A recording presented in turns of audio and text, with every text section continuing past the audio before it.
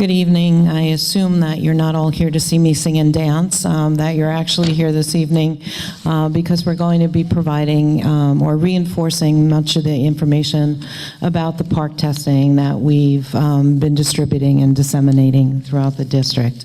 We do have a PowerPoint presentation, and I do have some administrators who are going to be working with me in that PowerPoint presentation, and also something a little different this evening. We actually are videotaping this so we can then link it, and anyone who was not able to be here this evening and wants information can access it. So at this point, I'd like to ask the board if they would take a seat in the audience, and if the administrators, and I'll introduce them as they come up, can come take a seat up here so we can begin the PARCC presentation. First, Mr. Scott McKinney, the principal of Governor Livingston High School. Then Mrs. Tara Oliveira, the assistant principal at Governor Livingston High School. Mr. Drew Ziobro, the supervisor of math and related arts.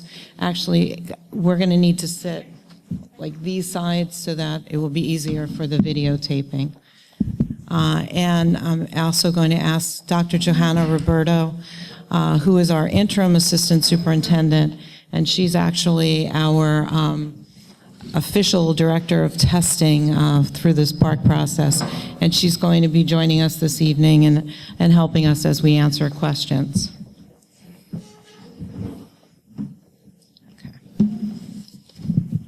Joe, we okay to get started? Again, thank you for joining us this evening. I'm going to start off by just kind of giving you an overview of what our intent this evening is in terms of making you aware of what has gotten us to this PARCC assessments. So we're going to give you an overview of the Common Core as well as state assessments. We're going to talk with you a little bit about what PARCC is all about and what its purpose is. And in addition to that, we're going to look at some sample problems together. We're going to look at how the data that we're going to receive from these PARCC assessments will be utilized in the district. And then the other thing is, I was fortunate yesterday, I attended a symposium with a commissioner, and actually we got sample draft student reports and sample draft district reports so that you could see what information we'll be receiving. And for those of you who have children who have had the NJ ask, you'll know what kind of reports you had gotten previously, and you can see how these reports are a little more detailed and provide us with some more information. Who's got the clip? I've got you. Okay. Mr. McKinney's got me covered.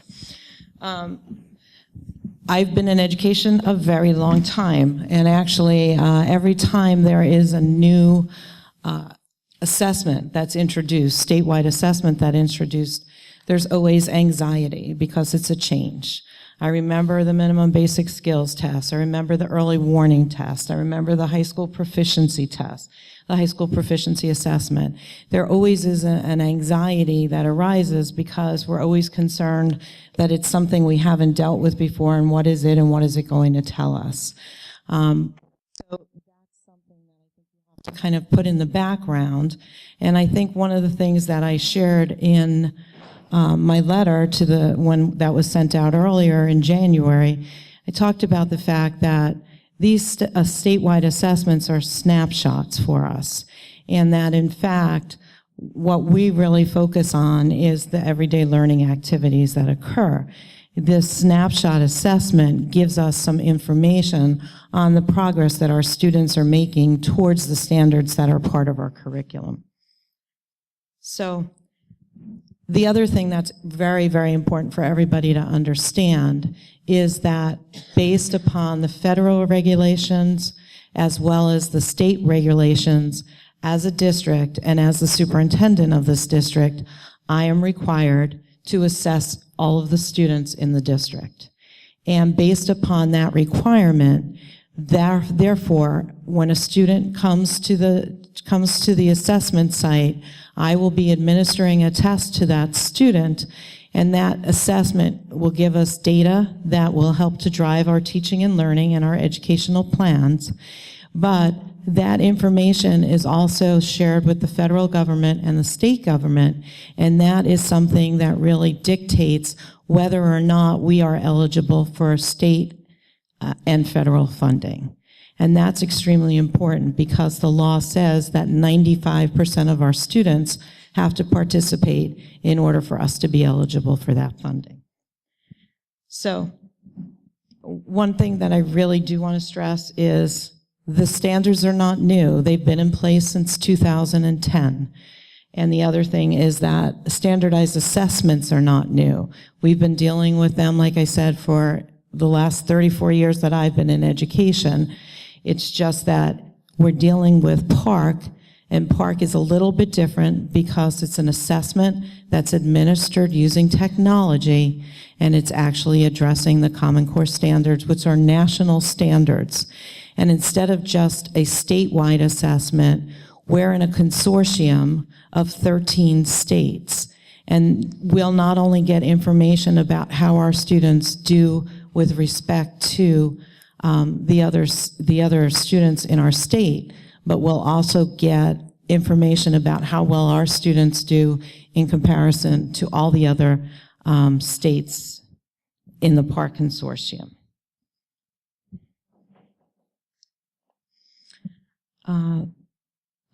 As with everything else, whenever we get data, we utilize it in order to look at individual student progress. We look at the data to see if in fact, our curriculum is truly aligned with what the assessment is in terms of, are we focusing on the right things in our curriculum that are being assessed nationally through this PARCC data? It also is to provide the parents of the student with more specific information. The nice thing about this assessment plan is that, in fact, we are going to get very specific information. We're going to get an item analysis. Actually, after the test, 40% of the items on the test are going to be released to the district, so we can actually look at those test questions and also look at how well our students did on those test questions. That's not something that we've ever had the opportunity to do before. The other thing is, I don't know how many of you have students who've already gone to college, but oftentimes a student who goes into college is required to take what is called an AccuPlacer. And that means that the student would have to take a placement exam, and depending upon how well they do on that placement exam, they might be required to take a remedial course. The PARCC is working with higher ed, particularly in New Jersey. New Jersey colleges have agreed that depending upon if a student has passed the PARCC assessment, they would not have to take an AccuPlacer and therefore would not be required to do remedial courses. I'm going to now turn it over to Mr. McKinney, who's going to talk about the Common Core. Good evening, everyone. Before we get started, as Mrs. Ratner already mentioned, we should take a look a little bit at the background and the origin of this change. As she said, the Common Core standards were drafted beginning in 2008 and adopted by the State Board of Education in 2010. Following this adoption, Berkeley Heights has successfully incorporated these standards into our curricula and has been integrated into how we instruct our students for many years. So there's a little bit of a difference between the standards and the PARCC assessment, and we'll start with the standards. The aim of the Common Core was to standardize and clarify the expectations and progression of instruction nationwide with the ultimate goal to improve instruction and raise student achievement. And through the development of these standards, we have measurable and attainable goals that are standardized through the nation and also internationally benchmarked. So as we all hear about the comparisons from the United States to other countries, that's what we're talking about, is making sure that we are developing students who are ready for college and beyond and can compete in a global economy. What does that mean? Within language arts, the focus has shifted to a more equitable balance between literature and informational texts with specific inclusion of cross-curricular topics. Using this variety of texts, the expectation is a student will utilize the text materials to develop and support an argument at a grade appropriate level. So you're seeing that from our elementary schools through our high school, and it's something we've been doing for quite a few years, actually. In the area of mathematics, the changes are that the levels are more clearly defined and are focused on, one, mastering the process, but also mastering the big ideas and concepts, and then at the highest level of thinking, applying these concepts and big ideas to new scenarios, making these students very good problem solvers and ready for the real world. And in general, we're talking about, and to generalize the whole thing, the standards was to create higher expectations for our students and develop problem solvings that are better prepared for college and beyond, and to improve instruction in all of our classrooms in an organized and meaningful way, starting from our youngest learners all the way through high school. So an organization to all that, but in the big picture, it's about raising the bar and providing the best instruction possible. This is the point at which we'll start the discussion of the standards and what they were created, and now the PARCC is how those standards are going to be assessed to measure student progress. And that's the real goal of these assessments, is to measure progress towards mastery of these identified standards. It will impact students' grades 3 to 11 and focused once again on interpreting and analyzing new informational text materials in the areas of language arts, and selecting evidence to support those ideas that they're creating. There are listening portions and videos, but at this point, although they've talked about a speaking portion in the future, that does not exist at this point. To succeed on the language arts PARCC assessment, students will be exposed to these cross-curricular passages and use this new text to identify important evidence, create persuasive arguments, and examine point of view as it becomes age appropriate. And in general, while there will be different types of questions that we'll talk about later, that's the general idea, is new material that they're able to interpret, analyze, and utilize to create something and write at a higher level. That's what we're aiming to prepare our students for in that area. In the area of mathematics, the focus will be more on multi-step problem solving, requiring students to apply skills across from previous units, previous courses, or previous years for that matter. But once again, the idea is to have the students apply what they know to new scenarios, and that's the common theme that you're going to see.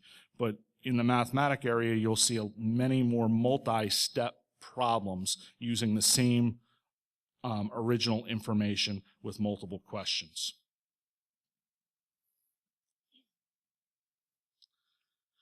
Even within the math problems, the questions that are introduced will simulate real-world scenarios, that are cross-curricular in nature. And then they're going to be asked to utilize math skills that they've developed, pull the appropriate skills, and then apply that to find solutions and answers. Additionally, students can expect to do some writing that explains the steps and explains the process by which they reached those answers. So even though it's a math assessment, the students will be required to write and explain and talk about process, which is important.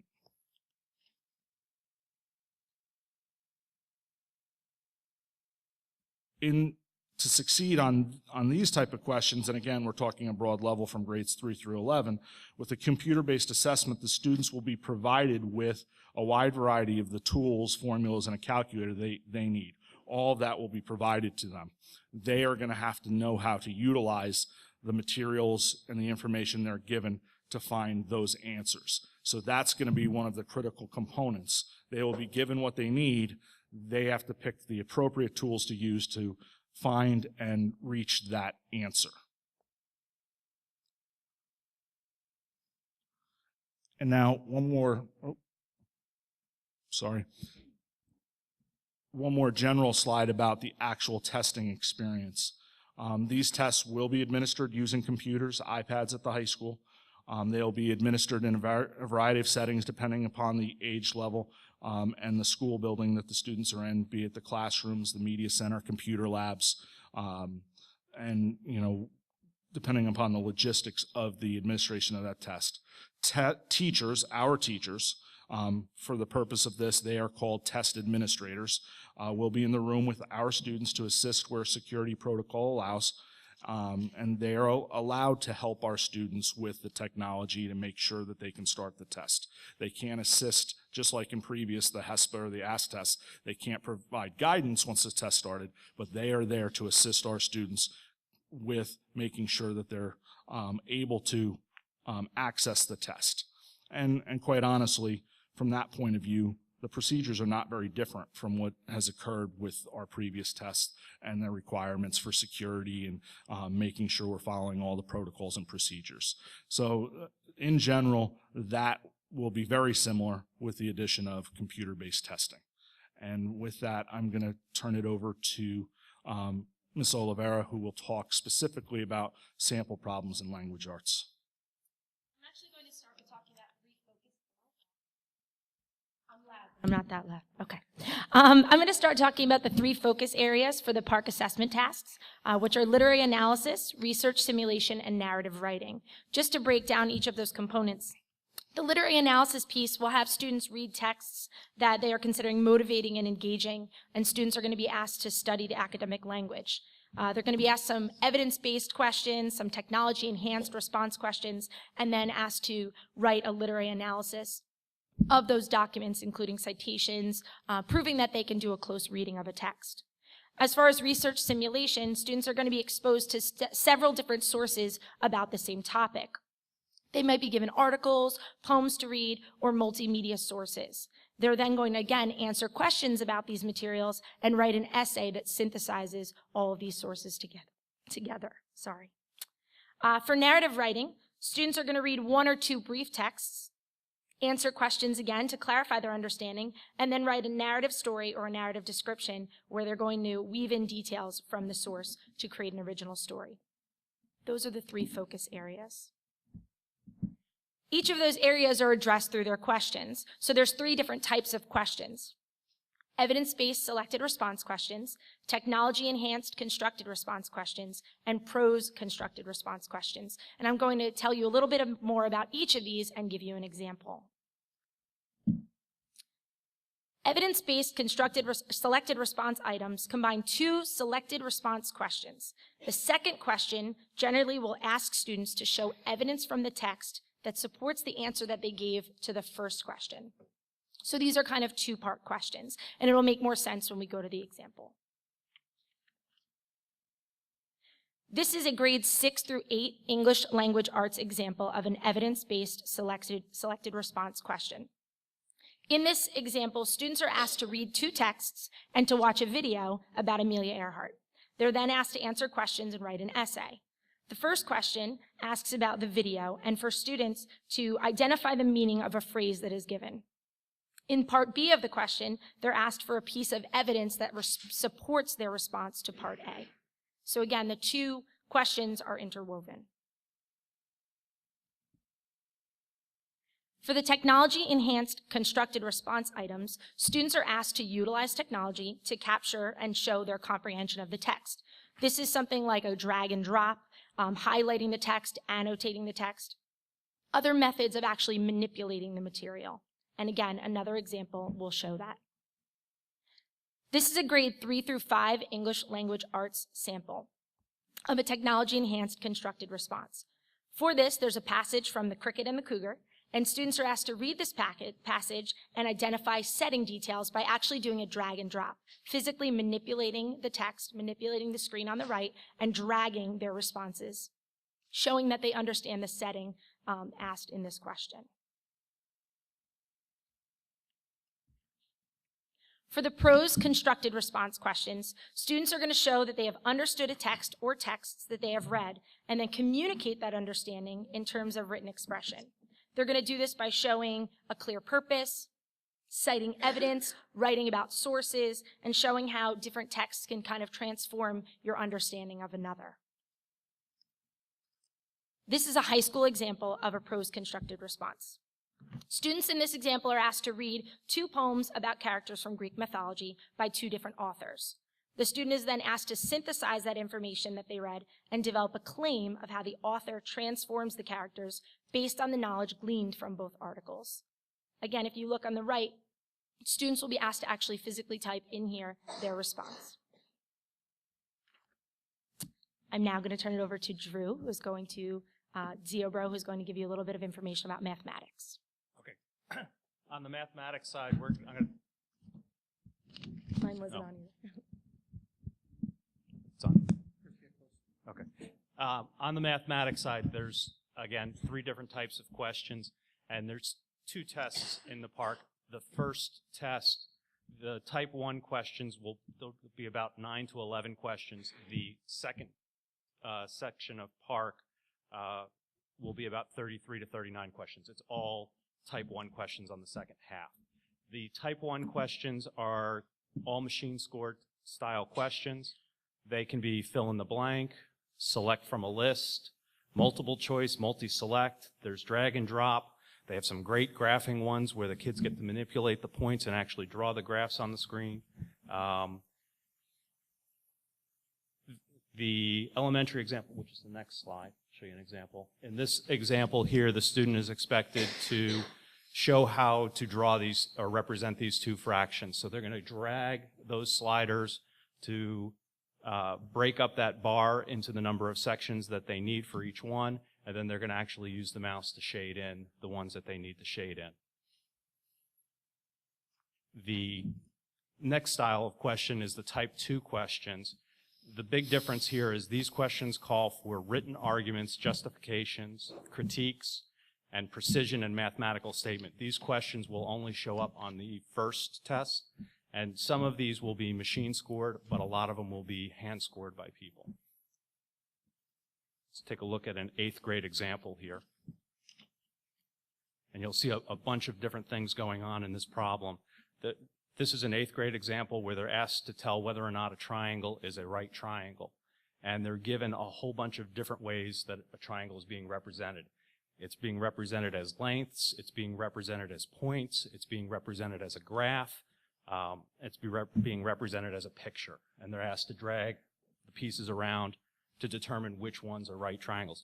Now this problem goes one step further after they've determined whether or not it's a triangle, and they'll use different ways to do that, whether they're using Pythagorean theorem, slope, all the different tools that they've got. But if we go to the next slide, you'll notice they're asked for each triangle that's not a right triangle, prove why the triangle is not a right triangle. So they have to give a reasoning why each one is not a right triangle. The type 3 questions, these call for modeling and application. So these go to the highest level and work on real-world scenarios and contexts. These will only be found on the first section of the PARCC testing. If we go to the next question, you'll see a typical rate, distance, time problem with 2 people running. And if you go to I'll tell you what's on the next page so we can keep the problem up here. But on the next page, they're basically asking the student to write an equation for each person that describes the relationship. So the students are writing models. They're constructing models for what's going on in the problem, but they have to use precise language while they're doing it. They're going to have to say what their letters in their equations represent and come up with a model that describes what's going on. Go ahead, go to the next page, Scott. So up there in part A, you can see the box that they get to type in. They have a bunch of tools that they'll be able to use to help them to write their justification. Some math symbols, geometry tools, those symbols that they can bring in over into the editor so that as they're typing, they can express those mathematical relationships. You'll notice in the second part, they're asked to use that information in that model to actually make some decisions about what's happening in this, who won the race, basically. If they were just to put down the answer to the problem, which is to say that, the one person won by four meters more than the other one, that wouldn't be enough. They need to explain how they got to their answer and why that person actually won by 4 more meters. So as you're already aware, based upon the information that the district letter is shared with you in terms of we will begin our PARCC administration of our performance-based assessments a week from Monday. And we are spreading them out throughout the district during the month of March. And then in the end of April and May, we'll be doing the end-of-year assessments so that the assessments are spread out over 2 different testing or assessment periods. When we look at the performance-based assessment, we're really going to be focused on critical thinking skills, reading comprehension, as Tara explained, writing in response to reading, looking at mathematical, conceptual understandings and the skills, looking through the research simulations and providing response to that, and weave throughout everything are the real-world applications. The end-of-year assessment is a shorter assessment period, and it deals more with short answer items, reading comprehension, and as Drew stated, short items that address concepts and skills. The next couple of slides just give you information in terms of the amount of time that will be devoted to the PARCC assessments for the performance-based assessment. You can see that in grade 3, actually in all the grades, the literary analysis is 75 minutes. In 3rd grade in research, it's 75, and it goes to 90 minutes in grades 4 through 11. And then for all of the tasks in narrative, they're all 60 minutes. Also, in terms of the math performance-based assessment, as Drew indicated, there are 2 units of the test. And in grade 3, it's 75 minutes. Grade 4, 4 through 8, it's 80. And then the subject-specific tests are 90 minutes long. And then in Unit 2, 75 minutes for 3rd grade, 70 for 4 through 8, and 75 for the grade-specific. The end of the year is, as I indicated, is a shorter assessment period. So for grades 3 to 5, there's only 1 unit, and it's 75 minutes long. And in grades 6 through 11, there are 2 units in language arts, and that's 60 minutes each. And then for mathematics, again, we list all the different things in terms of the amount of time devoted to the grade levels as well as the specific subject areas. Most important thing to note is when I look at the overall time devoted to these assessments, it's actually, in some cases, a little bit less than it was for NJ Ask, and in some cases, it's about the same as NJ Ask. So the perception is that the PARCC is much longer, and in reality, the amount of time devoted to the actual assessment is about the same, or in some cases less. The other thing, just like with any other time that we've administered a statewide assessment, we have students that have special needs. So when we have students that have special needs, just like we do with anything else, we look at their IEPs or their 504s, those specific plans, and the people who are in charge of those plans are then responsible for looking at the needs of the individual students, looking at what the assessments would require the student to do, and coming up with accommodations that are usually built into the IEP already. But for PARCC, what we then had to do was take those accommodations and develop what is referred to, in education, there's always initials for everything. It's called a PNP, and therefore it's a personal needs profile. And what then happens with that personal needs profile is that actually then has to get uploaded into our NJ Smart system, which then gets sent to PARCC so that we have a listing of all the accommodations. So in some cases, it might be a smaller group setting. It might be a verbal cue. It might be that students are have an extended time period to address those same needs. We also had to look at out-of-district students so that we are required, or if there are out-of-district students and the schools are not partaking in PARCC, we can offer that the student return to our district so we can get some assessment on their progress.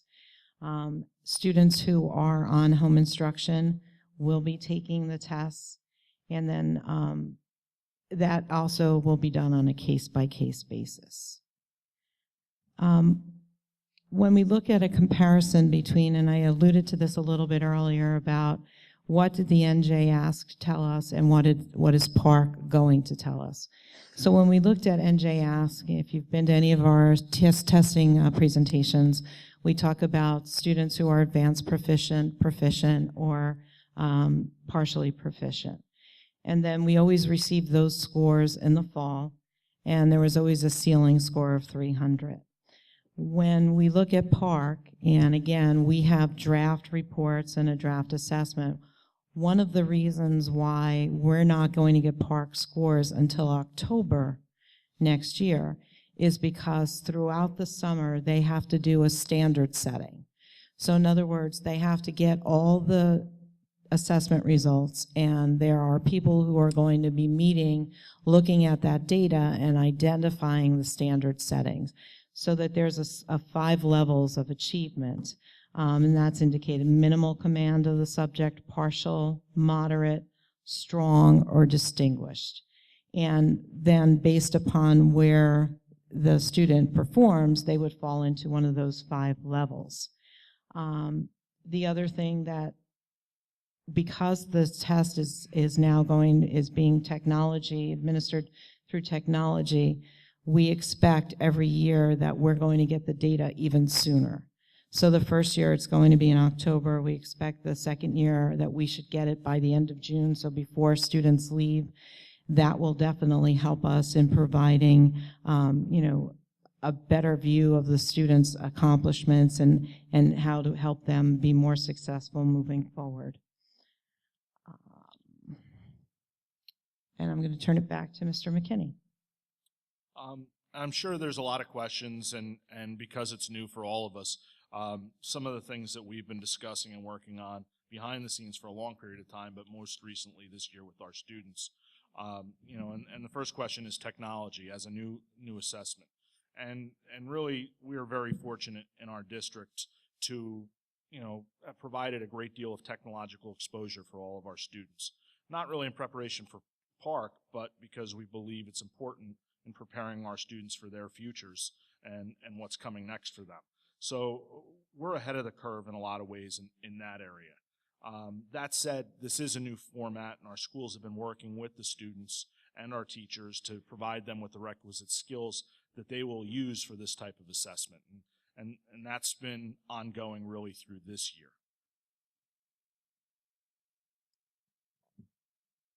Also behind the scenes, really with the guidance and support from the strategic planning process that we went through, we continue to build our capacity and infrastructure to support this type of assessment.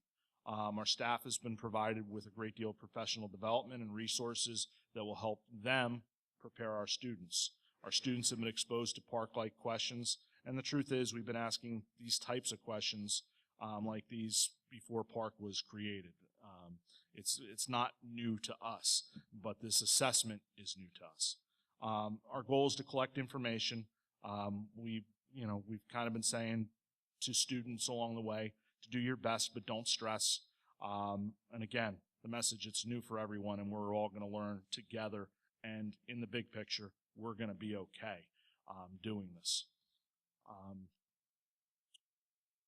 Specific to PARCC, again, behind the scenes, this has been going on for quite a long period of time with regards to our administrative team attending trainings throughout the state offered by the DOE and logistical planning behind the scenes. More recently, We've been introducing this information to the students, parents, and teachers, and you've seen a lot of the postings and letters that have gone out to try to keep everybody up to date with what's coming next. We have completed our infrastructure trials. Actually, tomorrow we will complete our infrastructure trial at the high school because of the snow last week, but we're ready to go, and we've worked with the teachers, and we believe we're ready to offer this test to our students.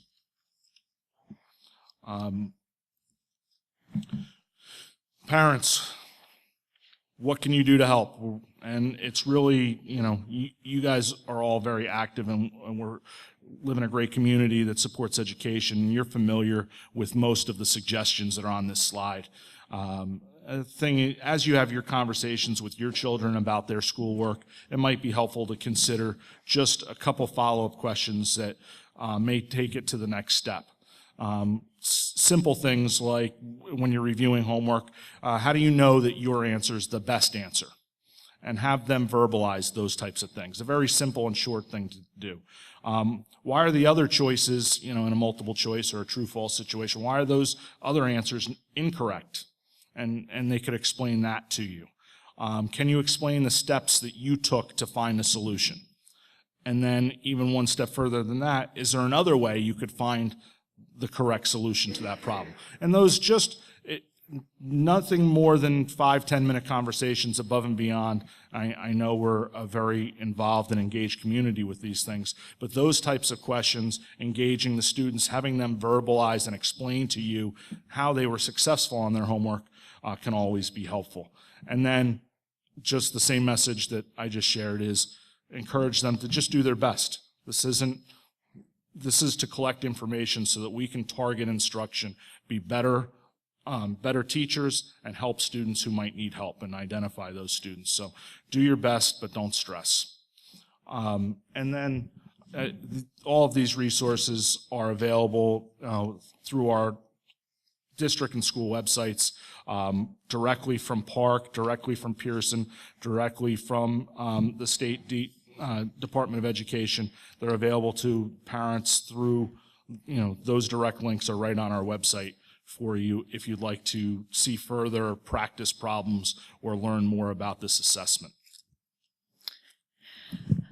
I think I was a little remiss. I think we're just so entrenched in PARCC, and we know what PARCC stands for. I don't know if everyone in the audience knows what PARCC stands for. It is the Partnership for Assessment of Readiness for College and Careers.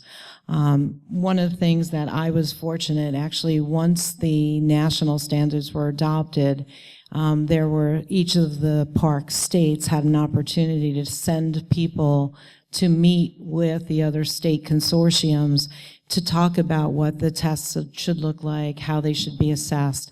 And I actually was a state representative to a number of those conferences. The positive thing about that was I felt comfortable in that when we looked at the national standards, although the expectations were being raised, I felt that we in our district were already doing a lot of what some of the standards required. The other thing is that I think that we've really tried to stay ahead of the curve in terms of this. We are always looking at ways to improve our curriculum. We're always looking at ways to challenge our students. We're always looking at how we can gather more data so we can be more informed in our curriculum development, in differentiating our instruction in order to make sure that we're meeting the needs of our students. I think the underlying concern is this is something new. And although we were, randomly selected last year to participate in the field test, it did give us an opportunity to provide students with access to practice questions. It allowed us an opportunity to have some of our students tested in what was believed to be the testing environment that would occur this year. But just like we always reflect upon what we do, so did PARCC reflect upon how those field tests occurred last year and what they could do to make changes so that the actual implementation of the assessments this year would be a little bit better than the initial. And I'll be very honest, I mean, the first time we do anything, we always work to do it the best that we can, but I think we always learn that there are things we might do differently.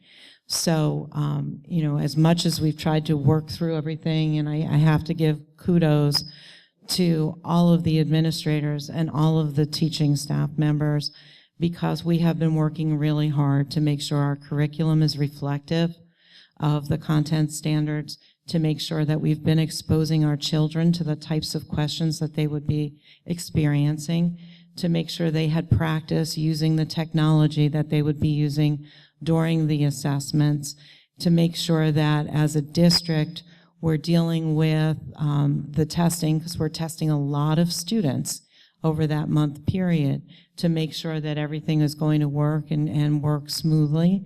And then also, we're also gearing up to make sure that once we do get this data, that the data is really going to help to continue to inform us and help us to be better teachers and help our students to be more successful.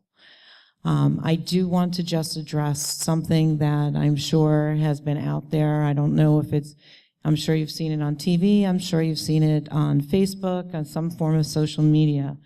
And I tried to stress it very clearly. As the chief education officer in this district, I am charged with adhering to the law. And the law is very clear. The law says that we are required by the State Board of Education to teach the Common Core standards, which we do. The law is very clear on the federal and the state level that we have to provide an assessment so that we can determine whether or not we are addressing those standards and that our students are making progress in meeting those standards. So by law, I am going to be administering this statewide assessment in March and in April and May. We believe that this is a real opportunity for us, and that we don't want students stressing that this is a difficult thing or this is something that's not going to be a good experience, because we, just like we've dealt with the NJ-ASC or the HSPA, we're very confident that our students are prepared, that they are going to do well, and that therefore we're also going to be able to, in this case, as I indicated, get more specific data that's really going to help us. So Scott, if you could just go to and you have the appendix which has all these individual reports, and it breaks it down. So there's specific information. There's some cues, obviously. If it's a green, a student's doing really well. If it's a red, they need some more help in that area. If it's a blue area, then they're doing pretty well. But if we look at the item analysis,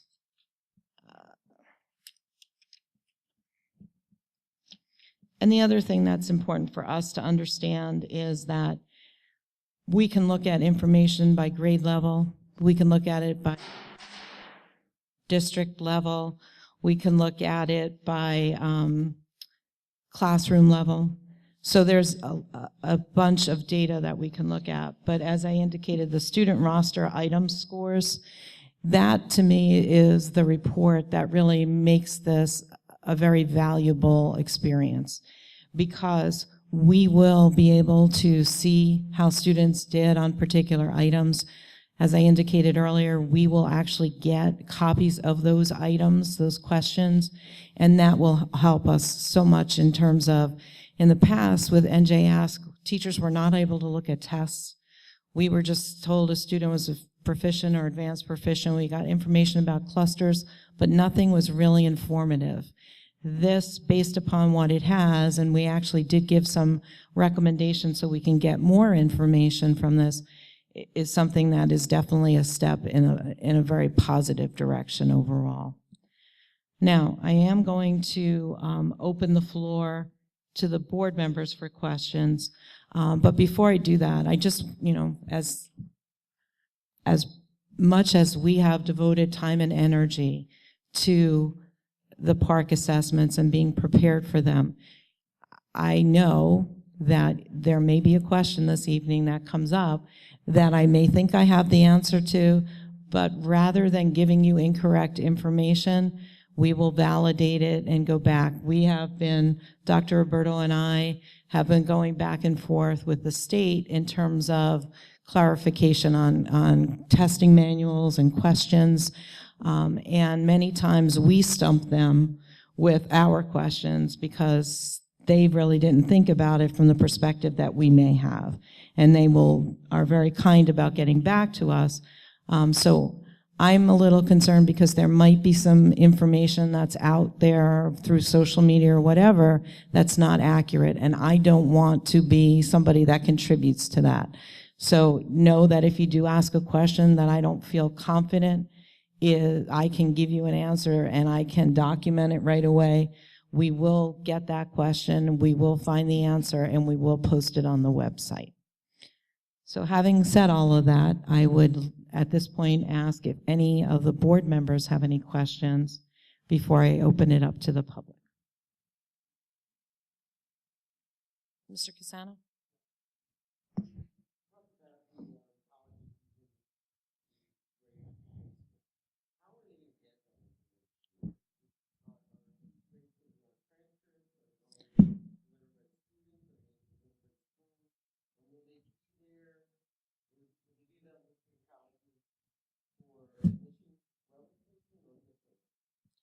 Dr. Roberto's got that. We asked that question. We were a little ahead of you, sir, and there's no answer yet. But we do know that the AccuPlacer, which was recommended by the task force in their report that was published in 2012, recommended the use of AccuPlacer. I've been in your district 2 weeks. You have AccuPlacer in place, so your students on the high school level at this juncture are exposed to that assessment. That assessment is used on the college level. What we have been told up to this point is if the children take the PARCC assessment, they will not have to participate as college freshmen in the AccuPlacer. The questions we had is how far can the state go to control the policies of a university?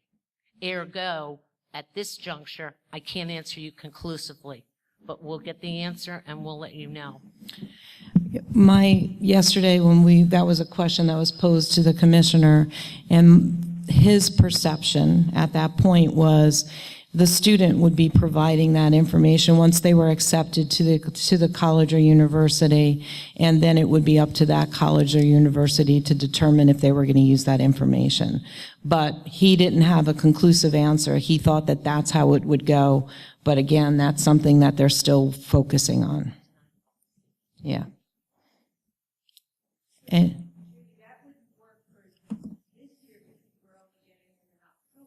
right, and no. Right, it's for students that graduate in 2017. Right. So that would be the first group of students who graduate high school in 2017 who might have that available to them. 16, sorry. No, 17. It's 2017. Okay, yes. Sorry. We need to work on our math. Only the administrators, not the students. Any other board members? What's our opt-out policy? There is no opt-out policy. One of the questions last week, we had our board attorney here who was advising the board, and one of the questions that was asked is there an opt-out policy? By law, there is not an opt-out policy.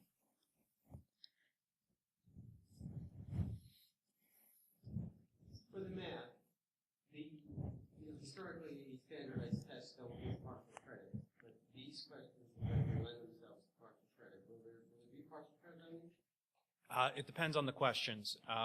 Drew, get close to the microphone. Some of the questions, the type 1 questions, those are an all or nothing, even when you have to select multiple answers. Like that triangle one, that first part might have been an all or nothing to get that piece. But the second part, where there's a rubric available, the rubric is going to set how many points they actually get. So there are opportunities for partial credit in those type 2 and type 3 problems, but typically not in the type 1 problems. And it looked like the test goes up to 11th grade, so 12th graders don't take it. But for math, it looked like it was subject specific. So if you're in Algebra 1, Algebra 2, or geometry, you take it. If you're in any other math, you don't, no matter what grade you're in. If you're a 12th grader in Algebra 2, would you take it? You don't take it. No. They take the HESPA. Just for this year. Moving forward, this year's seniors are under the provisions of the old HSPA test. So last year's juniors, this year's seniors are finishing with that assessment as a graduation requirement. Moving forward, all high school assessments will be purely based on the course that the students are taking at that level. So if they're beyond that, no, they don't take a math course. But if they were in Algebra 2, for example, in their senior year, they would take it starting the year after. Mrs. Walsh?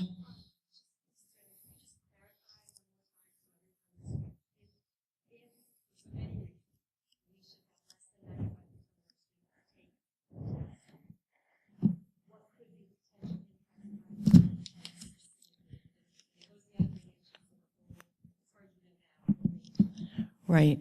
There's a number of factors. I mean, obviously the math perspective is fairly easy.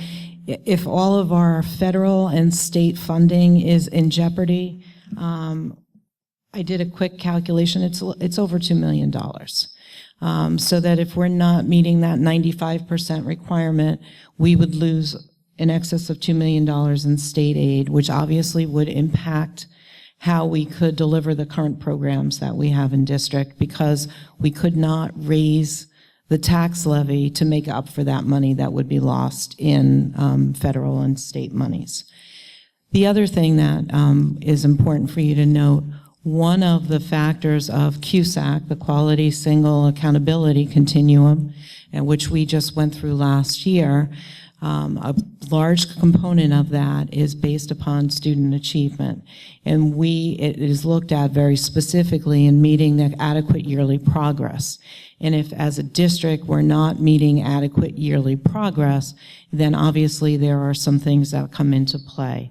We would have to come up with corrective action plans. We would be monitored more closely by the state. There are a number of other things that would have to occur that right now we are considered one of the higher performing districts in the state. And actually a law was just passed so that right now we were going through the PARCC process at once every 3 years. Because of this new policy that was passed by the Board of Ed, because we are a high-performing district, as long as our student achievement data continues to be in the same realm that it has been, we would not be exposed to the PARCC continuum as often. So it would also take our district as a whole and knock down its credibility if we were not met with that same standard in terms of PARCC. And then the obvious thing is, we are always looking to help our students progress. So if we don't have the data that's available to us to help each of those students, it's not saying that we wouldn't, we're constantly looking at students and assessing them, but I honestly think that this data is really going to be very helpful to us. So that would be something that we would not have available to us for those students that are not, if we were below the 95%. Any other board members have questions? Okay, then I'd like to open it up to the public, Mrs. Kirsch, if that's okay. If anyone in the public has a question, please come to the microphone, state your name and address, ask your question, and hopefully I'll have an answer for you.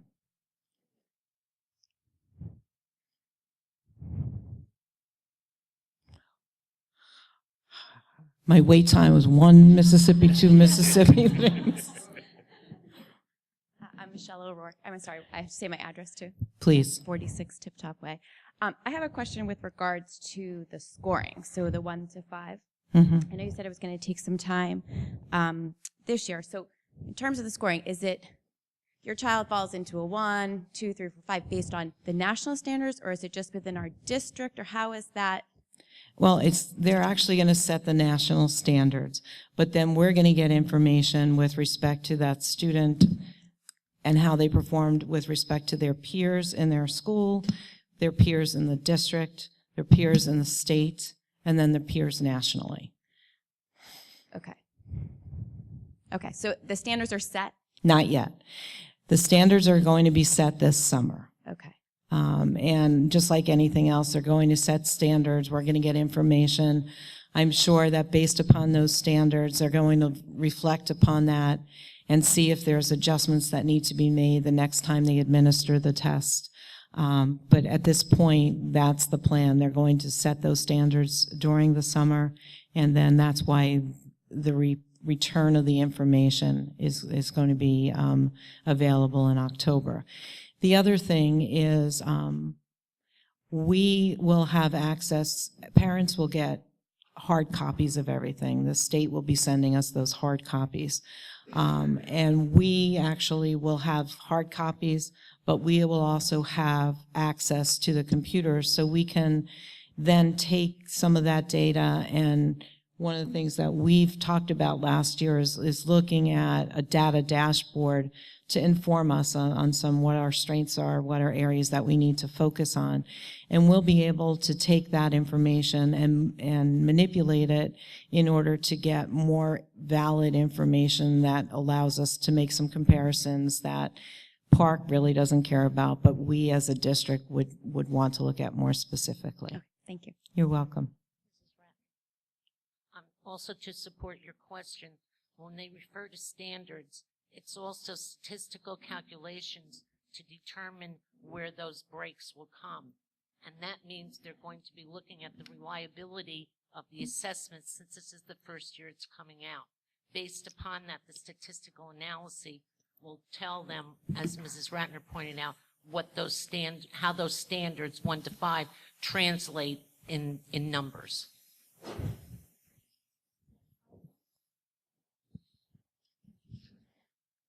Hi, Jill Quigley. I'm at 34 Maple. So are you saying, and this was my question, which kind of piggybacks Michelle's, is it a raw data score, or is it going to be weighted? Because I can guarantee you my third grader is not going to slide perfectly and get the right equation. So there's going to be some factor of the computer use that's going to impact their scores. And is that weighted in any way? Well, I think that that's actually what goes into the standard setting over the summer. You know, there are possibilities that questions that students took might get thrown out because there's such a disparity in their responses. But we wouldn't see that until all that information is compiled and then looked at from a statistical perspective.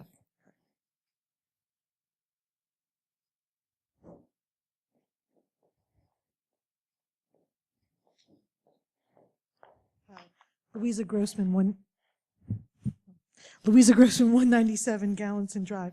I just wanted a clarification, I guess, on a question that Mr. Casado had asked regarding the transcripts and what's going on in transcript and what's not in year of graduation. I know that it says that for the classes of 216, 17, and 18, you might use alternative, methods in terms of graduation requirement.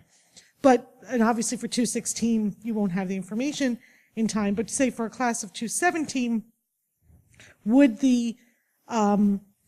are you still going to have it on a transcript? So if the children in 2017, they're applying fall of 216, would the PARCC assessments from the year before be put on a transcript? At this point, we have not been directed to put it on the transcripts. So I, at this point, would say they're not going to be placed on there. Could something change between now and then? Yes, possibly. But typically, we don't put information on transcripts that aren't generated by us ourselves. So like I indicated, I think that you're going to get a PARCC assessment score. And if your child is accepted into a college that is willing to look at using that in terms of placement, then I think it will be up to the parent and the student to provide that information to the college or university. Great, thank you. You're welcome.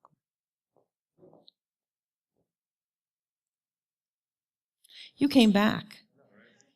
You see, you have practice at the microphone. I see, right? Jim Joseph, quick question. Will there be webinars in the future for the kids and parents to go through?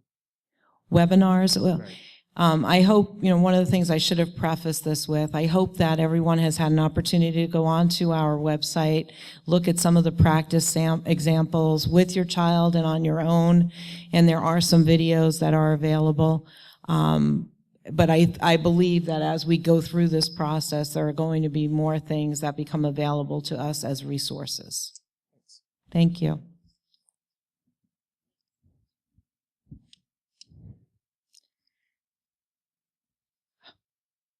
Cheryl, I thought we were almost finished. That's okay. Cheryl Harris, 7 Lackawanna Boulevard. And my question and comment is regarding technology. And what is the procedure in place if a child has a technology issue, a computer crash?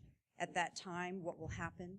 And then if they lose time due to what happens with their technology, what does that do to their test score or whatever you want to call it later on?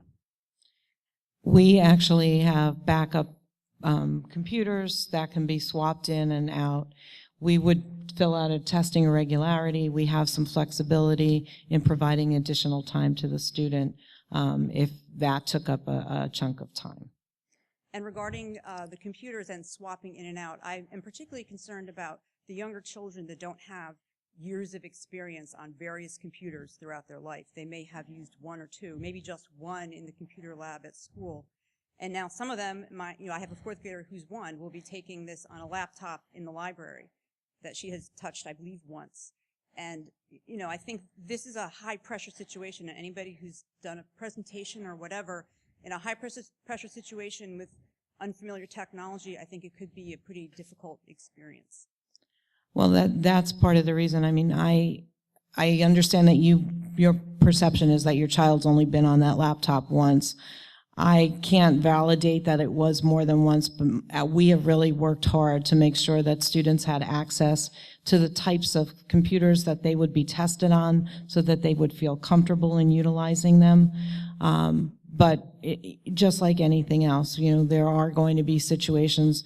We've worked really hard to make sure that we don't think there's going to be any problems with any of our computers.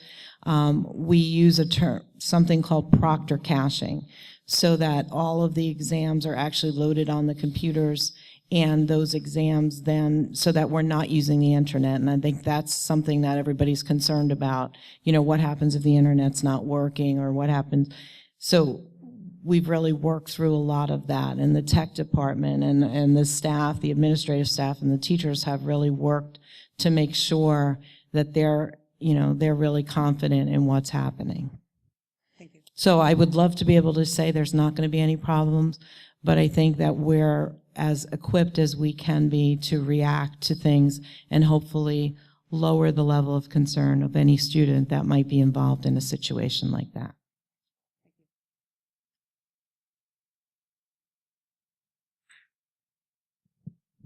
What if a student's absent? We do have a makeup period scheduled, so that if the student is absent and then when they do show up, they would have the opportunity to take the test during the makeup time.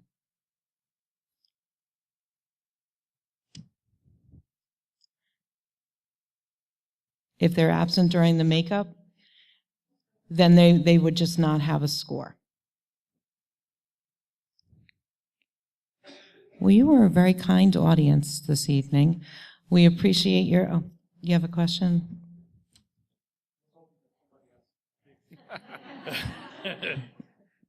I was a student myself, so I want if you can provide us some guidance of the type of tests, such as if there is similar difficulty of all the questions, or if increasingly going up throughout the test.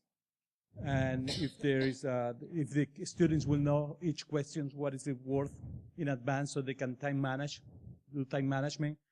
I heard the word perseverance, being perseverant, And that worries me that some student will stick to one question thinking that that's the place where he has to be perseverant, and then spend all the time on that and do not have time for the rest.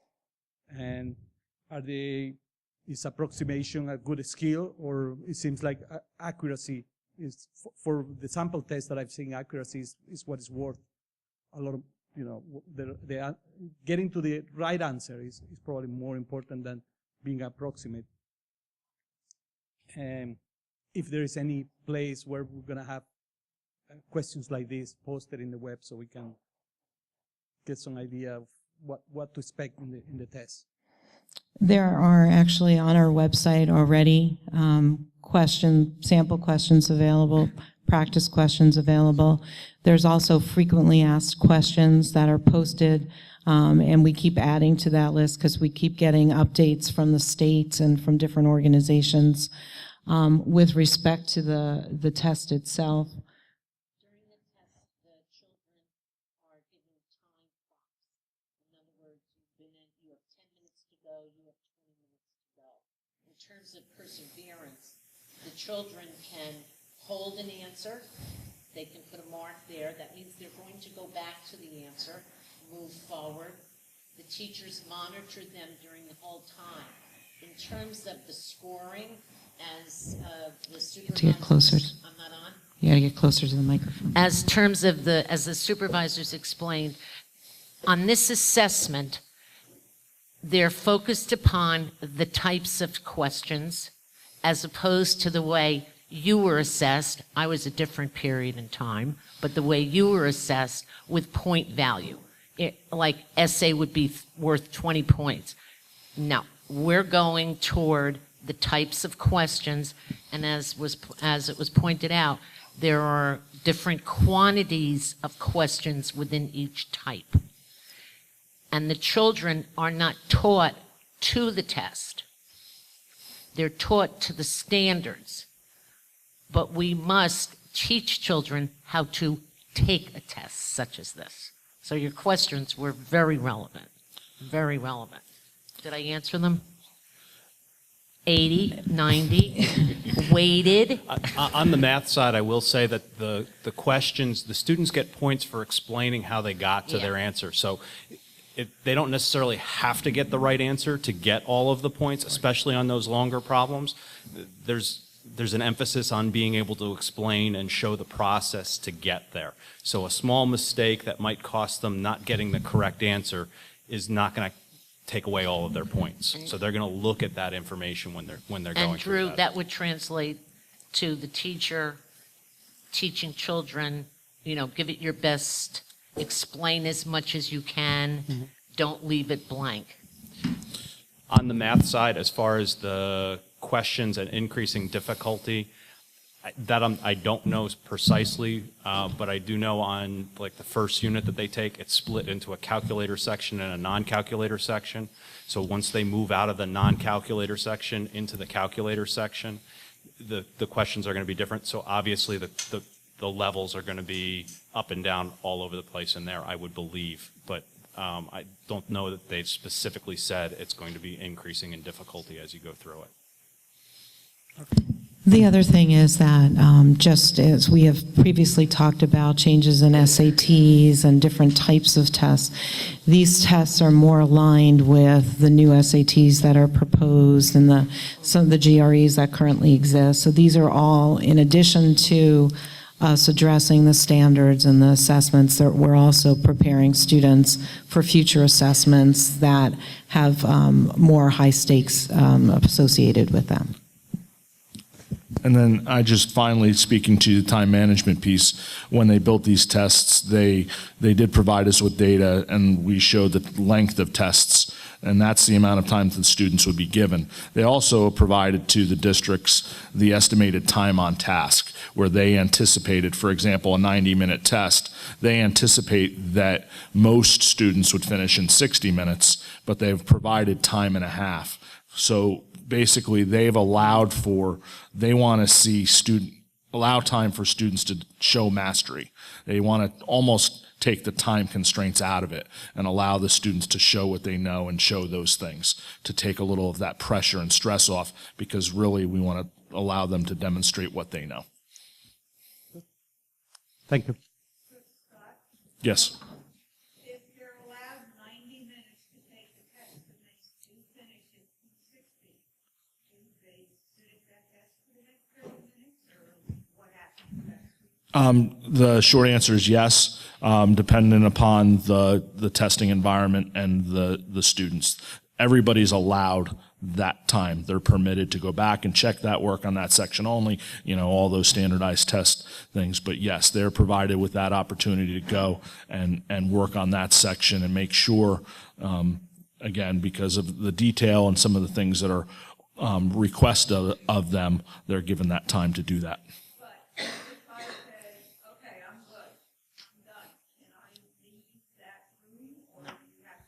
You have to stay with your group for test security protocols. And the teacher can't prompt the children. The moderator can only help the child if they have a technological issue. When the child is on the test and they're finishing a unit, it's color-coded and it's written.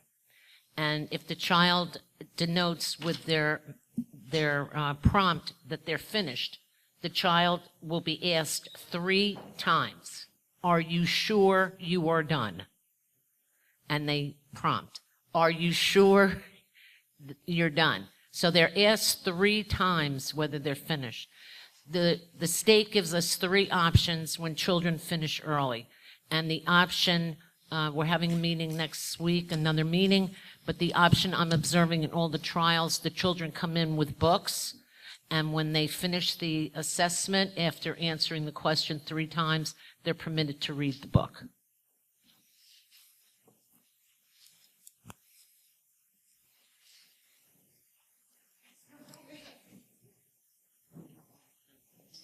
Hi, Kim Richel, 52 Sherbrooke Drive. I have a child that has an IEP, and I saw on the screen they added 30 minutes just to get the materials to the children, and she does get extended time. And that being said, she does get pulled into a quieter environment because of attention issues. If there's other children in that room that don't have the same issues that she does that mean they're all going to be starting at different times? And after seeing the schedule today of her classroom of when they're testing, are they going to be adjusting lunch? Because the one time she's starting at 1 and going to the end of school, are they building the extra time on the beginning end of that?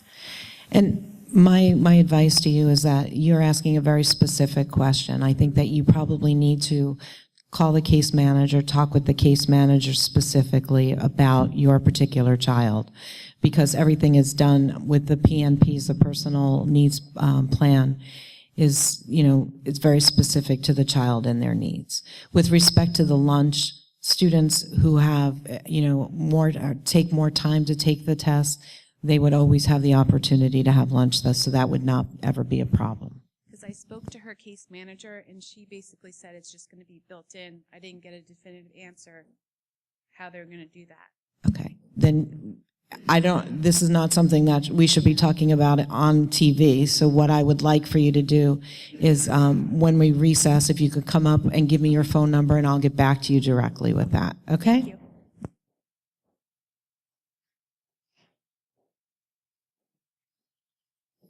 Trudy Maven, 423 Mountain Avenue. I think as parents of students who have been taking the ASK for many years, we have a sense of how much importance to it, attached to it, and what might be at stake for our individual children with respect to the state assessments.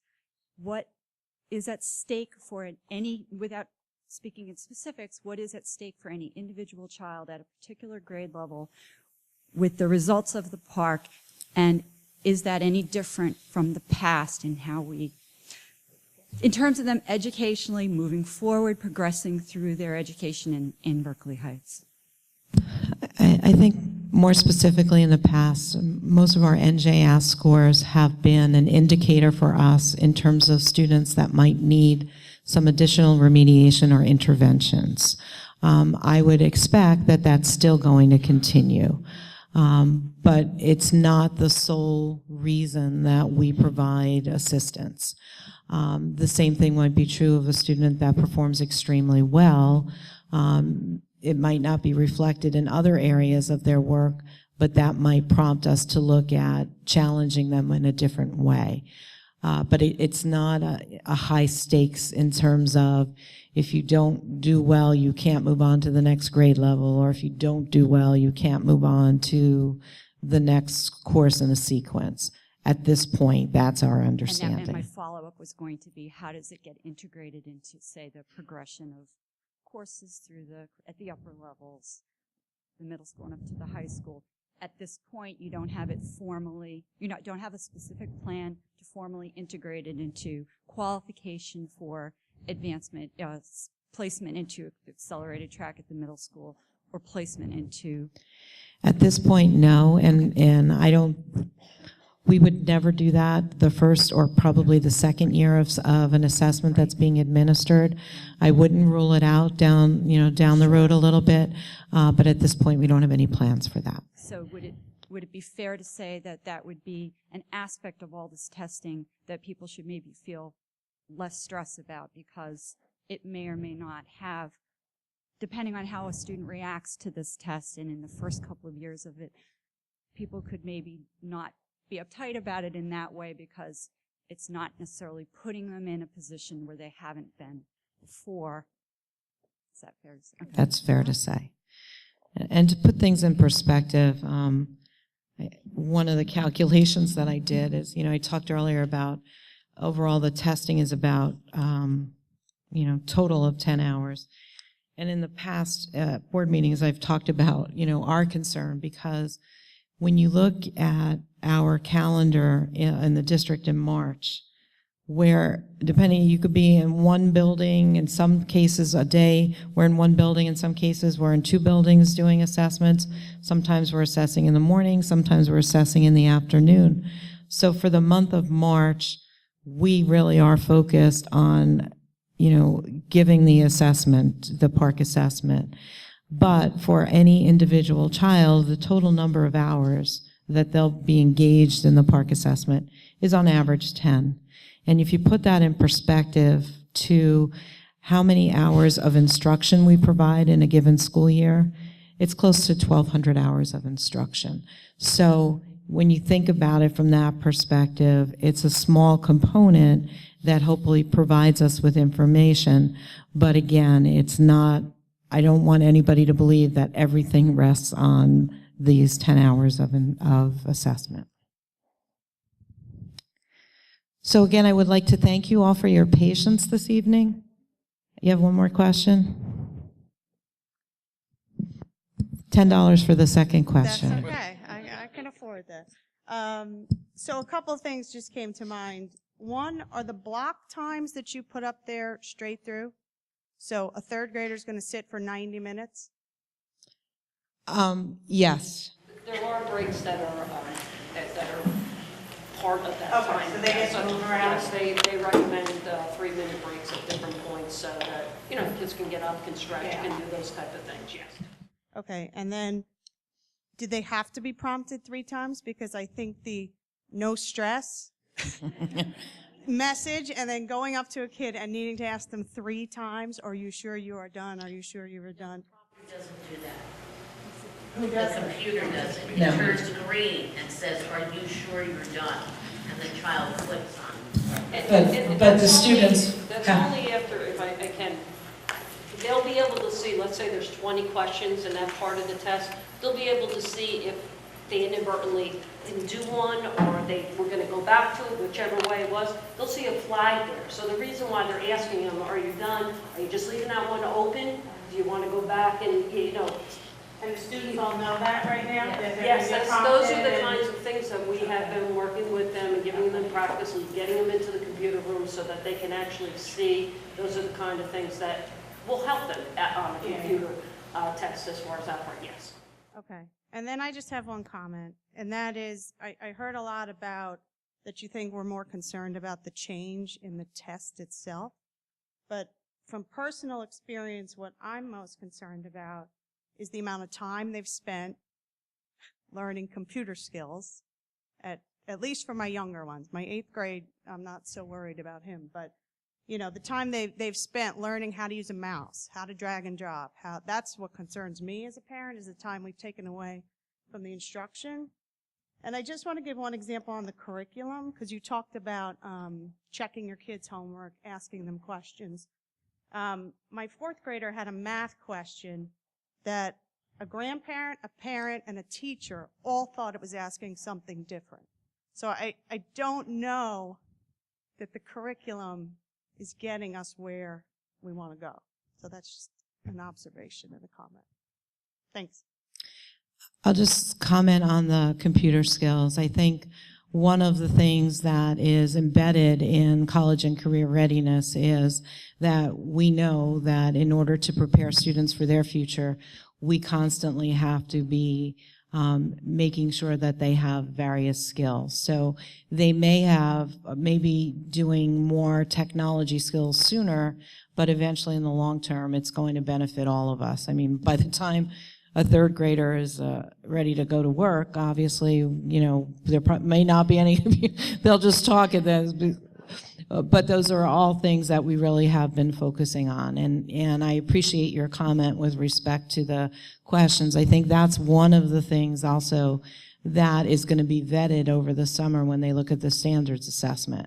Because I know as a teacher, I have constructed a lot of tests myself, and I take, you know, write the question, I take the test myself to see how long it took me, you know, determine how many times a student. But then oftentimes you grade a test and then you look at the question and somebody interpreted a word differently. And therefore it gives it a different meaning. And I think that's part of, I'm not saying that it's all going to be vetted over the summer when they do the standards assessment, but I think those are some things that are going to rise to the surface, because depending upon where you live, different words mean different things. And we've always dealt with that on a national level when we've looked at national tests. So I think we're really finished now. Again, thank you. And if you do have any questions, obviously, just with anything else, it's always wise to talk to your child's teacher first. If there's information that you need beyond that, please contact the principal or the supervisor. And obviously, you can always send me an email or feel free to pick up the phone, and I'd be happy to, if I don't have the answer, get you the answer. Again, thank you for your kind attention this evening.